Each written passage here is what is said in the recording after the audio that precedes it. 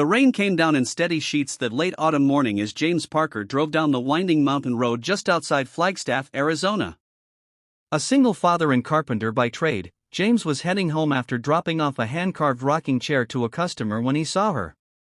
She stood alone at the side of the road, soaked to the bone. Her small frame was wrapped in a threadbare hoodie, long jet-black hair plastered to her cheeks. But it wasn't her appearance that made James slam the brakes. It was the cardboard sign she held tightly in trembling hands. "My father left me here. His name is James Parker." James's heart slammed into his ribs. For a moment, he couldn't breathe. He opened his truck door, the cold biting at his skin as he stepped out. The girl didn't flinch when he approached. "What's your name?" he asked softly. She looked up, her eyes deep brown pools filled with stormy pain. She said nothing at first, just looked at him with a strange intensity. Then, in the softest whisper, she said, "Ellie." And then she whispered again, barely audible, "Dad." James stood frozen as the word echoed in his ears.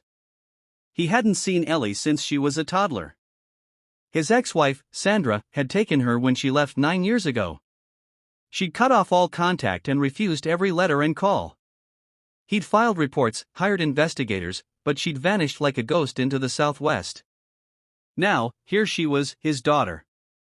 An Apache girl now, shaped by years of life he hadn't shared. He wrapped her in his flannel jacket and got her into the truck, cranking up the heat.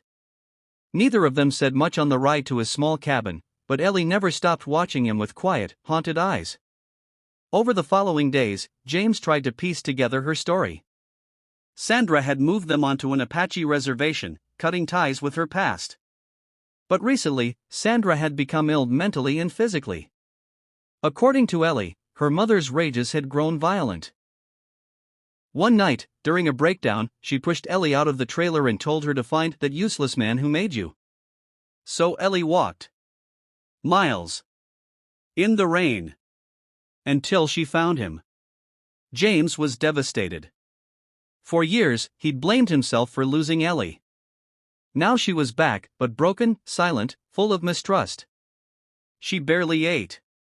She didn't smile. And every time he tried to talk about the past, she'd pull away. James knew she needed time.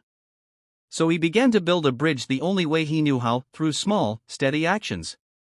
Hot meals. Gentle words. A warm place to sleep. And the old rocking chair, her baby chair, which he pulled out from storage, cleaned, and placed by the fireplace. Ellie stared at it for a long time before she finally whispered, "I remember this." It was the first sign of light. But healing wasn't a straight road. At school, Ellie struggled. She was quiet and isolated, often teased for her quietness and background. One day, James got a call. Ellie had been caught fighting.